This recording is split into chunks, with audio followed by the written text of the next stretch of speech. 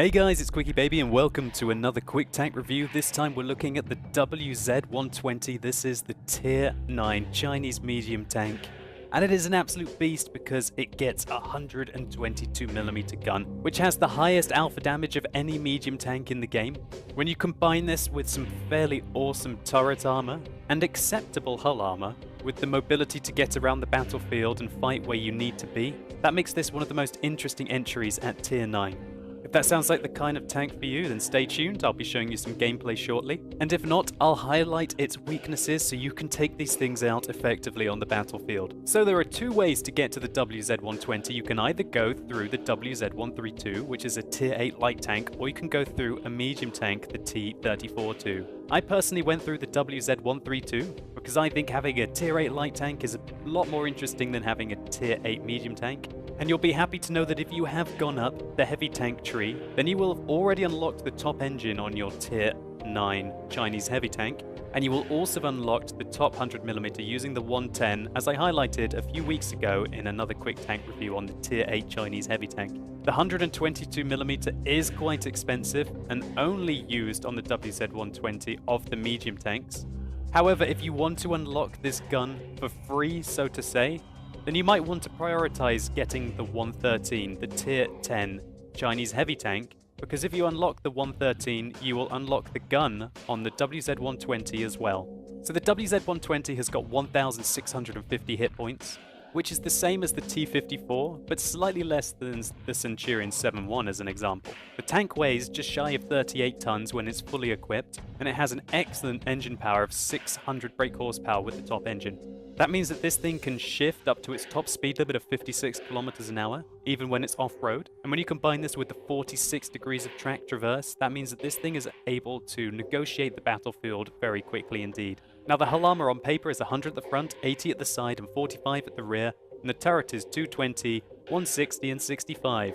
However, let's take a look in World of Tanks Viewer to see that in some better detail. So here's the WZ120, here's its armor profile, and I will highlight the key. So looking at the frontal plate of the WZ120, it's just 100mm all round. The angle on it is quite nice, meaning that if you do angle your armor such as this, as long as they don't catch you in the side, then you will be able to successfully bounce some tanks. Realistically, from my experience, if you get to aim down on the upper plate of the WZ120, it's garbage. And if for some reason you get to aim up at the lower plate, it's garbage as well. The armor is 20mm worse than the T-54 as an example.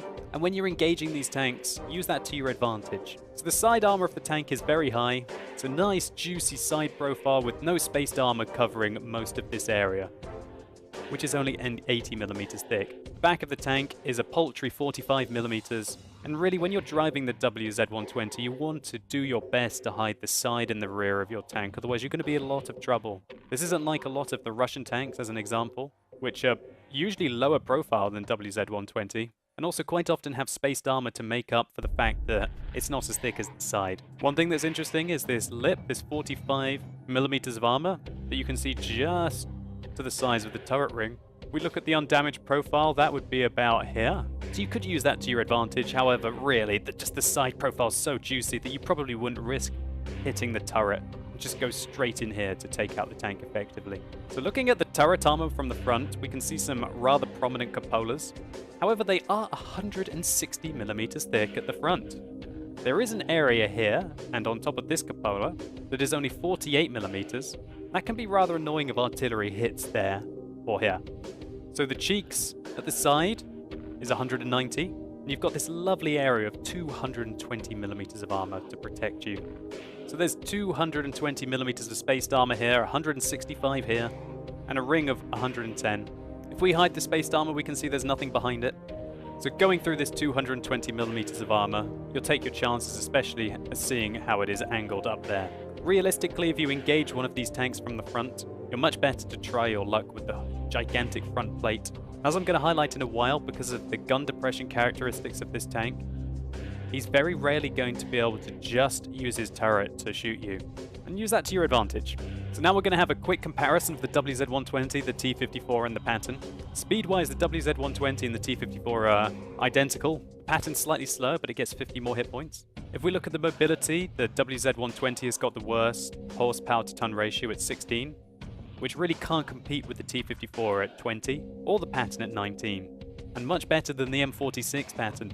View range is the same as the T-54, but much worse than the Patton, which is kind of that tank speciality.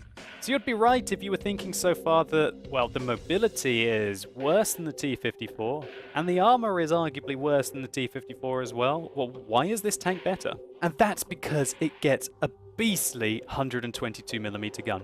Now this tank's got a fantastic rate of fire considering the alpha damage of 5 rounds a minute. That is the same, for example, as the Leopard prototype and the Centurion 7-1. Its penetration is a healthy 249 with its regular rounds and 340 with its APCR rounds. And because of the high caliber nature of these shells, its HE ammo is quite effective at 68mm of penetration.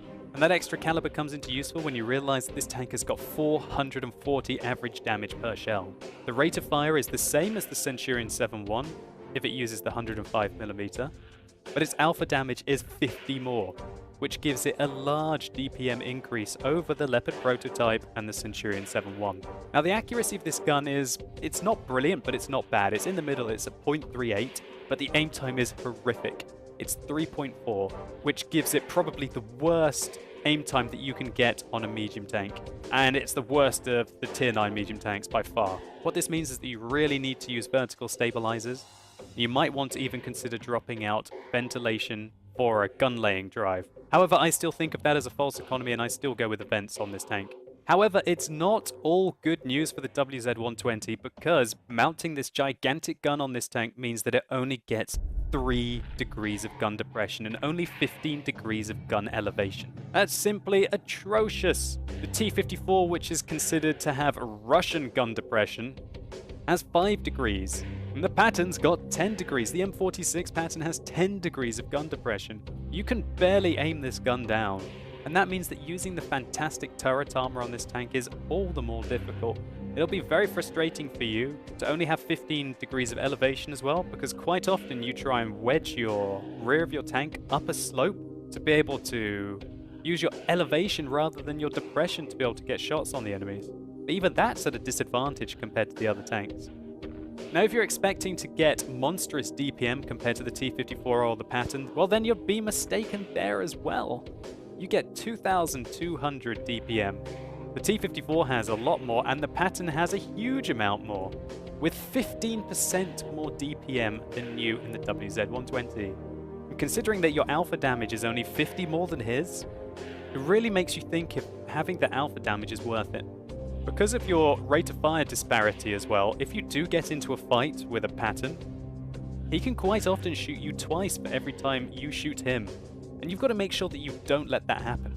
One of the keys to being able to win with the WZ-120 is to ensure that you outtrade your opponents. If they've got higher alpha damage than you, then you need to shoot them twice for every time they shoot you, and generally you're going to outtrade them quite well. And if they've got less alpha damage than you, then you've got to try and trade a one shot for one shot. As soon as you start getting hit twice, for example by a T-54, and it's very easily doable with a T-54, and he's going to be doing 640 average damage to you if he penetrates both of his shells, and you're only going to do 440 to him. When we change the T-54 to the Centurion 7-1 in the middle, we can now see the great disparity in the DPM between the tier 9 medium tanks. The Patton has over 25% more DPM than the Centurion 7-1 if it uses the 105, and the WZ-120 sits fairly healthily in the middle. And I guess when you consider the penetration characteristics, it sits in the middle as well. The Centurion 7-1 has what you would call hyper-penetration. It's able to really go through the front of any tank in the game if you don't target its thickest armor, whereas the Patton really does struggle with only 218mm to go through those kind of surfaces, and the WZ-120 is kind of neither here nor there, with 249. It's all cost benefit, but one thing you can say for sure, that this 122mm gun is very unique to be mounting on a tier 9 tank. And hopefully this gameplay that I'm going to show you will let you decide whether it's a good thing or a bad thing. So here we go, we're playing on Karelia. This is a really nice matchup for this tank where we can see that I'm in a platoon with Ike and with Z, and there are only 4 tier 9 tanks on the enemy team. This replay is going to be just to show you really how brutal the WZ-120 is when it comes to its alpha damage. I'm going to speed up the replay a little bit. When we're playing Karelia, there's only one position that we want to go into. And you see me getting overtaken here slightly by Z and his E50. It's just going to be a top speed limit issue. We're aiming at the Lorraine here.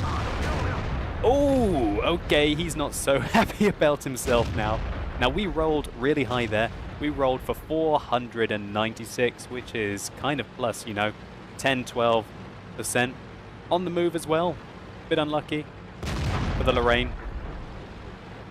And we can see the gun depression there is making it quite tricky for me to be able to get him, but we angle our armor in nicely there to avoid the fire.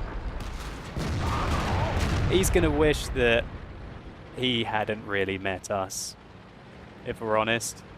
I put 2 shots into him, did 934 combined, and Z finishes him off there in style.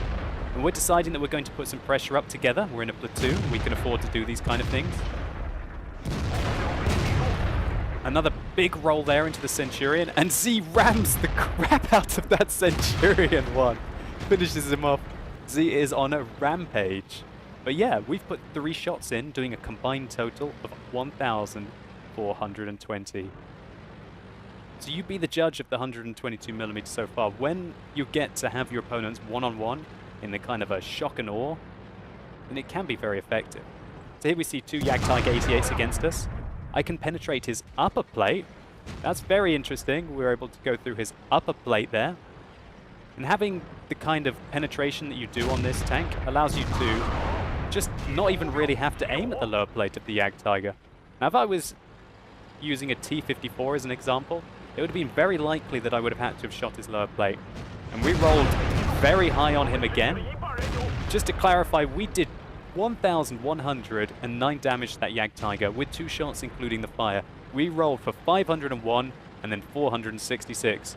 And then we had a slightly low roll there for the next shot of 412. Interestingly, we got absolutely blitzed there. We can see that even when angled at a ridiculous angle, he was able to go straight through our... Oh, actually, he shot me in the side there. Yes. I gave him too much of my side profile, and we can see the shot went clearly in here. And remember in the garage when I was talking about it, or at least in WOT Tank Viewer, that your side profile in the WZ120 is very prominent. You need to hide it at all costs, unlike what I was doing just there.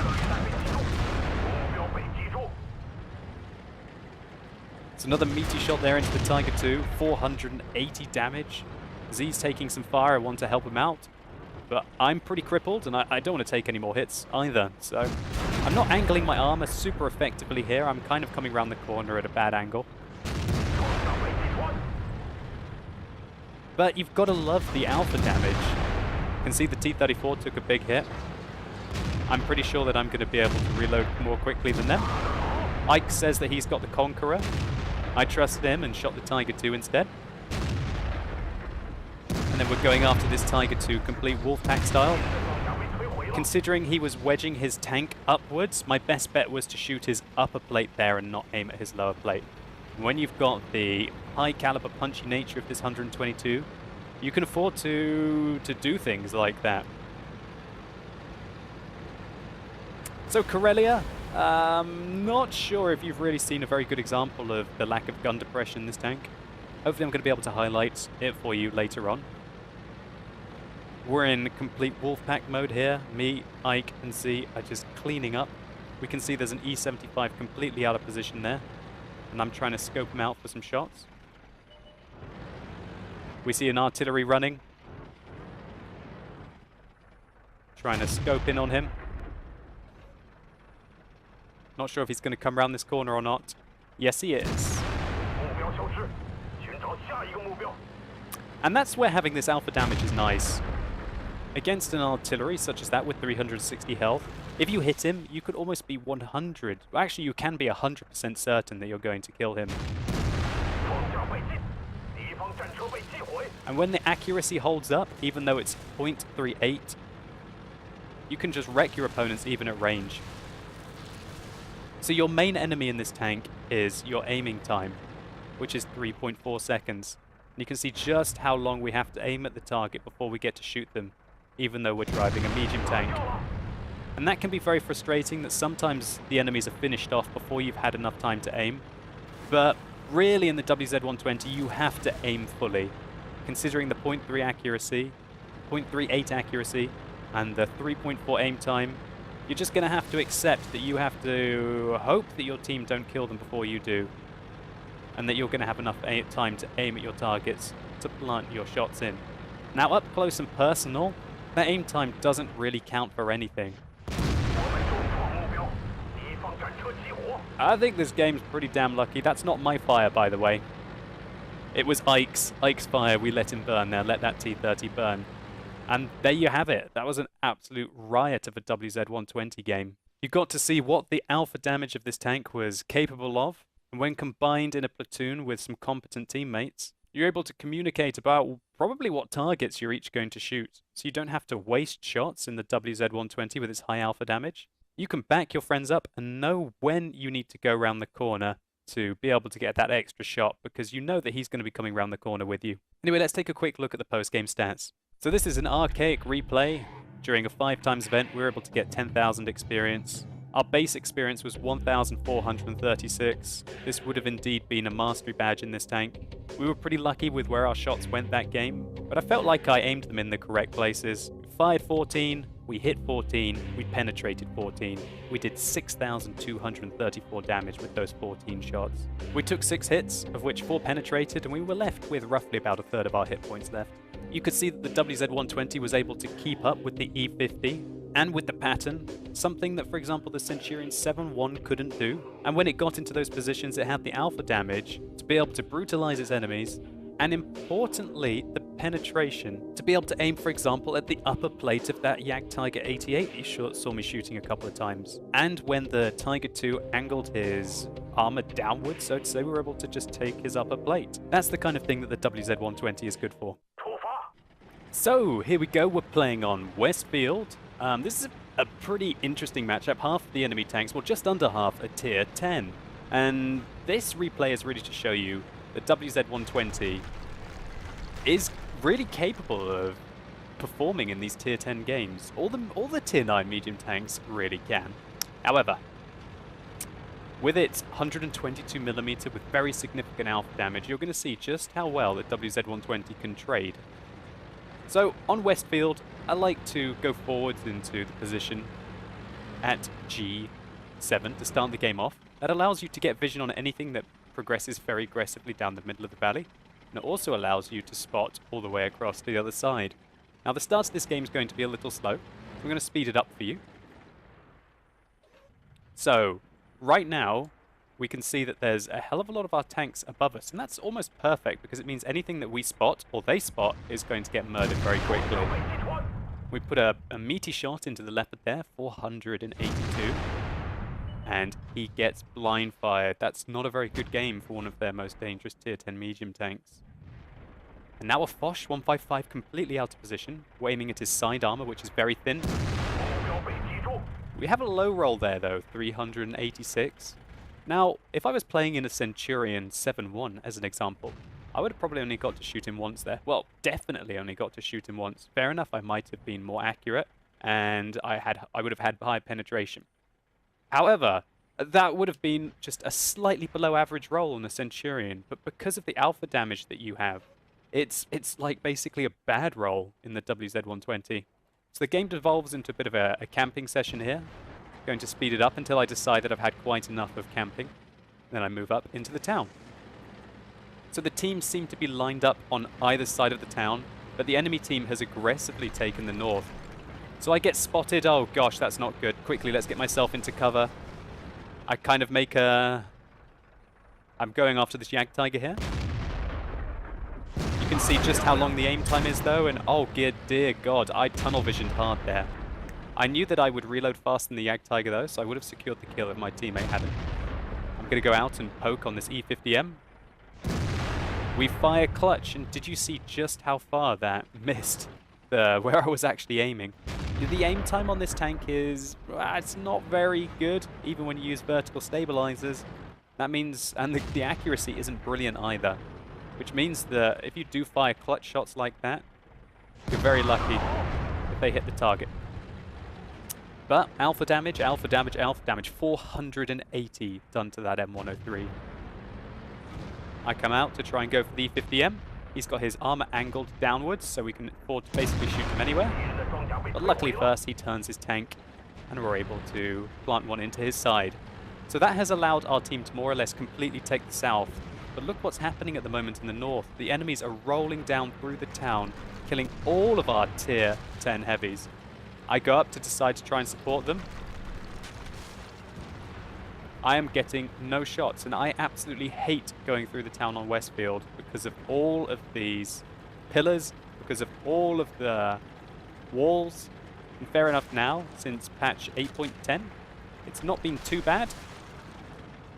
And I'm just trying to get out of there right now. I realize, oh, that's not a situation that I'm going to do very well in. Right now, the enemy are up 1 tank, but that's just changed as we take out the artillery. This is a very interesting situation. Basically, the enemies are all above me, and I don't have anyone immediately around me, but I have a lot of people who will probably be willing to give me quite a lot of fire support. So I think just poking out, trying to spot the enemy team is the right thing to do here. And hopefully, if anything comes near me, then my team are going to be able to give me some fire support and allow us to, well, allow them to take them out from afar. And oh god, there's an I-7 coming after me. He plants a great shot into the rear of my tank. I come out and try and hit his track. Unfortunately, all it does is get absorbed into the track, but it does take it off, which keeps him into position. And I'm hoping that this E75 above me can give me some fire support. Thankfully, the IS-7 is aiming at the Lorraine. We managed to detrack him again and put a nice meaty hit into him. I'm fairly sure that we would reload at about the same kind of time. I might reload actually slightly quicker than an IS-7. And oh gosh, an M103 is being very aggressive, and there's a Foch 155. So I'm just kiting them at the moment. I've been left on basically no health. So I just want to slow them down. I'm hoping that the fact that we've got 2 tier 10 tanks and a tier 9 tank taking on 2 conquerors means that we're going to be able to win that situation. I come round, see the M103, plant one into him, nearly tunnel visioned and got shot by the Foch. I got a very lucky bounce there against the T-30. And the Foch has been caught. I know that the T-30 has just fired, so I decide to come round, finish off the Foch, and wait to see what this T-30 does. So right now, this is not looking like a good situation for us. They've got 2 people inside our cap circle, so I decide, okay, we've got to interrupt the cap, we've got to interrupt the cap. I go round, I figure out if I go down, that all I'm going to end up doing is getting spot and shot. So I decide to go after this T-30. He fires at my track, and I pull back, meaning that he actually hit the front track, only damaging it slightly. And I get very lucky there. I set him on fire with 2 shots. So just pause that, take a look at the actual damage we did. The first shot did 492 and set him on fire. He took a while to use his fire extinguisher, which allowed him to burn for 309 damage. Then we shot him again. You guys got to see just how good the rate of fire is on this tank. 422. And we set him on fire again. That guy was very unlucky. We managed to do a combined total of 1,276 damage in 2 shots. But sometimes, you know, Lady Luck has to smile upon you to be able to win these kind of games. And it's given me an opportunity now to win the game by interrupting the cap. So aiming at the... I'm deciding, shall I shoot the object or shall I shoot the 100? I decide that... Well, what I was actually thinking at that moment is that when the object turned towards me, I needed to interrupt one of them. All I needed to do was to get 1 interrupt on them. And the more likely penetration was in the side of the 100 turrets. That's what I did. And a shout out to the E75 on the other flank, who managed to basically cap out the game with me. Allowed our... Well, we didn't cap out the game, we managed to defend the cap. So you're seeing here that this was quite a lucky situation for the WZ-120. 90% of the time, if you were to go over one of these edges, you would have to almost hang your tank over the edge to be able to get the gun depression to shoot down here. But luckily, this position, as you can see here, is slightly sloping downwards. What that means is that you're actually able to use the gun depression, and it was right on the edge of my gun depression to be able to hit the E100 out. And that's all she wrote for the enemy team. The object just misses me at the end. And I did get very lucky there. There were a couple of shots that I should have really died from the T-30. But I was trying to make the most of an awkward situation where I felt completely overwhelmed. And I didn't have any backup in the immediate vicinity until that Lorraine came and joined me. And this is a kind of a playstyle that you're going to have to get in the WZ-120, in my opinion. To make real good use of the alpha damage of the tank, you kind of need to know everyone else's reload times. So just be thinking to yourself, is that T30 using 155mm? Well, if he is, I can fire at least twice for every time he fires. The IS-7, on the other hand, is a much closer call. I'm pretty sure that we fire about the same rate. So I can only shoot him once for every time he shoots me. When you're engaging a pattern, you're going to have to be careful because he can really shoot you twice for every time he shoots you. It's very important to know your rate of fire and have an idea of the enemy's rate of fire as well. You can see just how well the WZ-120 does as a brawler. Its turret armor is fantastic. Its hull armor not so much. I got rather lucky that the T-30 probably just missed his shots because he felt under pressure. And apart from those two shots, we didn't really bounce much. But let's take a quick look at the post-game stats. So we had a pretty good game there. We got nearly 4,000 for our double and made 72,000 credits. Base experience-wise, we got 1,300, and we were able to outperform all the tanks with regards to damage on our team quite considerably. We did just shy of 1,000 upon detecting and 845 onto tracking. The potential damage we received that game was actually nearly 3,000. We were getting shot by some very high caliber guns. As you can see, we only got hit 5 times, of which 4 penetrated and 1 was a non-penetrating shot. We were left with very low health at the end of the game, and for all intensive purposes, we should have died to that T-30, probably twice. But we got lucky and we were able to pull off those base defense points to allow our team to win the game. And you could argue that the E-75 was the real defender, and yeah, he was. He did 132. One of the key moments was that when I got to that ridgeline, that the object turned around and faced me. And that allowed the E-75 had to have a nice clean shot into his side armor to pull off that massive decap. But I have to admit, Thor, this guy, big shout out to you, Thor1111, for completely saving that game. Because while I was still struggling to dig out a T-30 that was on near full health, you did get a fantastic interrupt off and totally saved the game. At the time, this was indeed an ace tanker badge in the WZ-120, and hopefully emphasized just how well this tank can brawl even against tier 10 targets. Let's move along to our final replay, which is going to be against a mixture of opponents on Sand River. So here we go, we're playing an encounter on Sand River. This is a fairly interesting matchup where they have some tier 10s, a lot of tier 9s, and quite a few tier 8s at the bottom of the matchup. And this really is kind of the bread and butter of the WZ-120. Sand River kind of requires a good amount of gun depression, in my opinion, to be played very, very, very effectively as a medium tank. But I'm going to show you in the gameplay just how well this tank can perform even with the limitations of the gun depression. So Sand River, what do I recommend you do at the start of the game?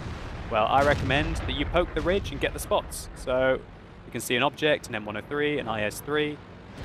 What you see me doing there is going into sniper mode and looking just when I can see over the ridge without getting spotted. So we're going to have a go at this IS-7. Absolutely amazing armor on the turret of an IS-7 there at the side. We would be very lucky if we were able to go through him. So what I always like to do is to make sure that I come round the side here to at least spot. And this is one of the awkward things. You see just how bad the gun depression is here. I want to shoot the T-30, want to shoot the T-30, can't. Fire clutch at the SD-1 and pull back. If I was in, for example, the Centurion now, I would have been able to shoot that T-34. Good thing I didn't go all the way around there, otherwise it would have been an absolute open shooting gallery for the enemy team. So I want to keep the pressure up. This IS-7 seems to be fairly aggressive. Not sure if I can put one into his side armor. I was aiming up at his cheeks there. That really wasn't going to be a very effective shot. Luckily our armor held up though. I go for him again, and this time we're able to put one into his track. But unfortunately he can see this horrible side part of the WZ-120 above the tracks, which is almost a guaranteed penetration if it hits.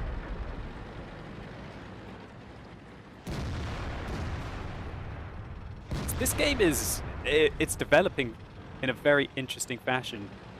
You don't often see the enemies pushing aggressively around the southern part of this hill. I want to shoot this T-34, I have to expose. Can't shoot him yet, can't shoot him yet, can't shoot him yet. Do you see how much of our tank we had to expose there to be able to get the gun depression to put one into that T-34? Basically all of it. Again, this is how bad the gun depression is on this tank. Just pause it there, just to show you. All the way forwards. This is what that T-34 could see. He could not only see my lower plate, which he would aim up into an almost guaranteed penetration, he could probably see underneath my tank. That is how amazingly bad the gun depression is on the WZ-120. It says T-54 is making a massive mistake here by attacking, but we don't have the flexibility. We're having to work our way around on the slope to be able to get off the finishing hit on him. So right now, I wish that object 704 wasn't there. If he wasn't there, we might be able to do some good work on that Tiger II. We're going to have a go at this IS-3 again. Oh, the gun depression lures you into making mistakes. And you just want that shot, you want that shot, you want the shot, and then the SD-1 punishes you for chasing it. So the enemy have managed to push all the way up the north and take it successfully with a T-62A and a Tiger II. I'm kind of not interested in staying there and duking it out with them. What I want to do is change the angle of engagement, so you see me flanking around. Luckily for me, the object 704 just got murdered by a T-57 Heavy. And you can see that the WZ-120 here, it's not slow. It's able to relocate fairly quickly. And we predicted that the enemies would try and make the push through to the north. And luckily we're in the right place at the right time. Putting some big hits into the Tier 10 tank, helping out this SD-1 deal with the situation. There's a stock Tiger II here. His turret is garbage. We can put the finishing shot in him. And this is the kind of free-flowing medium tank combat that WZ-120 loves. Tried to bounce his shot there with a bit of a wiggle, but unfortunately it didn't. Let's just see where that one went. Looks like he planted one right into our side armor. But luckily for me, I think my rate of fire is actually better than the Tiger II, even though my alpha damage is astronomically higher than his. That allows us to put 2 into him for every 1 that he puts into us. So, this game is turning in our favor now. We had an absolute roaring comeback on the north, managed to take them out without losing many tanks. Interestingly, there's 2 Tier 9 heavy tanks and a Tier 9 tank destroyer camping in their base still. I saw that the T-30 is not aiming at me, but look how much I have to expose myself on this slope. I think I've said that about 3 times this replay, but luckily for us, we turn our tracks and reverse down the slope, trying to hide our very exposed hull armor, but the T-30 misses. Well, that's 2 replays in a row that I've been getting lucky against T-30s. Fire clutch in third person there. Our crew member sounds very, very, very angry as we failed to penetrate the M103. What can I say? Gun depression, gun depression, gun depression. Even the simplest of slopes that other tanks take for granted, you can't take for granted in the WZ-120. But you have got that punching power. Alright, so basically I'm just trying to make sure that this M103 can only see my turret. And we can see there, ricochet off the top. If he'd hit my cupola, would have been a completely different story. That would have been a kill. That would have been a kill. Luckily for us, he didn't. And we'll live to fight another day. But he wouldn't really have killed us if he penetrated us once. The enemy team have just taken this game back again. They're putting pressure on the cap and they're only 1 tank behind now.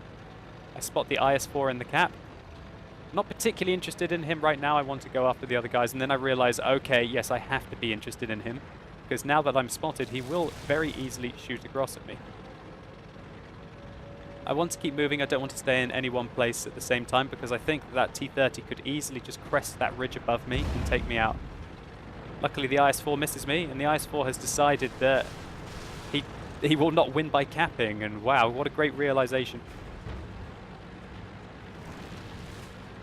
So I'm using some of the maneuverability on the WZ-120 here. Looks like something else is capping that wasn't the IS-4. So I would use that to tell me that one of the T-30s is still in the cap circle. And boy, would I be wrong. Look at this tunnel vision. Like, Look at this tunnel vision. Look at this. Well, maybe. I'm pretty sure I didn't notice him at this point. What I thought from this is I thought that the IS-4 had just left the cap circle, but it doesn't look like he had. It looks like he was just on the edge of it. And I thought that this guy was capping. Boy, was I wrong. But this M103 is doing even worse.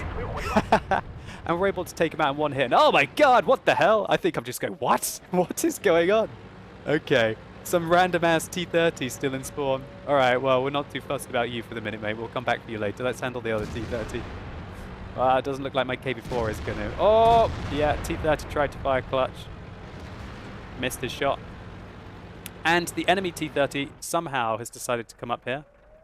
I don't even know what's going on. Is he a bot? I think this is a bot.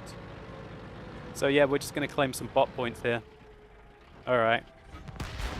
Ah! The Ferdinand took our bot points away from us, and the KB4 fires in anger. That was unfortunately for a Top Gun as well, so that sucks. But what are you going to do? So yeah, I am now loading a heat round. I think this is the first heat round I'm going to fire in this tank. And yeah, really, you don't need to fire many premium rounds in this tank, but when you're engaging very, very, very heavily armored tanks, such as an IS-4, sometimes it's worth it. And also, when you have 5 kills and you've just had the Top Gun taken away from you by about half a second, you don't mind paying to get the Top Gun occasionally. It's just a case of hunting down this IS-4. I'm going to speed up the replay a bit. There he is, and oh, god dang it, no Top Gun for me. Q. But yeah, guys, this replay was to really highlight a couple of things. Firstly, the mobility in the WZ-120 is excellent, and it makes a great flanking tank. However, any position that you do take up, you have to be very mindful that your tank has god-awful gun depression. What this means is that even using slight slopes and slight hills means that you have to expose a huge amount of your tank to the enemy to be able to shoot them. This makes the WZ-120 incredibly frustrating to play at times, and you have to learn to use the terrain to your benefit. You have to see the slopes and you have to judge them. And eventually, after maybe, like 50 games in the tank, you might have a feel for the kind of positions that you can very rarely, get hull down. Like what you saw when I was going against that M103 at the end of that lip of the hill, basically was protecting our hull armor and meant that, well, our turret's pretty safe. And really, all 3 of these replays that I've shown you have highlighted just how devastating this 122mm is, if you can get it to work. I think the replays have also shown you that if you get shot in the hull armor, you're very lucky if it doesn't penetrate you. This tank's armor is far from the T-54. The T-54, with its 120mm of frontal armor, really can put the pressure on, for example, that Tiger II. That Tiger II, I would have thought that he would have been pretty lucky if he had penned me in a T-54. When you're playing the WZ-120, he's kind of not lucky because you've got that 20mm less of frontal armor. Anyway, let's take a quick look at the post-game stats. So that was a 3 times event. We got over 6,000 experience. We ended up doing quite a lot for our team, spotting 7 tanks, shooting 9 tanks, and destroying 5. Quite a few of the tanks on our team had very good games. This T-57 Heavy, a huge amount of damage in definitely a very, very, very balanced tank. This KV-4, on the other hand, that's a great result for a tier 8 in a tier 10 game. We really had to carry a lot of the slack. We traveled nearly 4 kilometers in that game, searching for those shots. And the ranges that we made the engagements, which were all kind of close quarters combat shots, apart from a few of the clutch ones that we fired, we hit 17 out of 18. And of those 17, 12 penetrated. The conclusion that I want to make about the WZ-120 is it's kind of an all-rounder. Not so much of an all-rounder as the T-54. It sacrifices hull armor and flexibility for a very, very, very punchy gun. But that doesn't mean that you can't have fantastic results in it. Now, I played this tank while it was stock, and I played it using the 100mm to get to the 122. And I quickly found out that when you use the 100mm on this tank, it's like basically a bad T-54. And you quickly realize how much you rely on that 120mm of frontal hull armor when you're playing the T-54. And it becomes very apparent when you use the 100mm on the WZ-120 that there is a large disparity between them. They're completely different hull armors. And I had garbage stats in this tank until I reached that 122mm.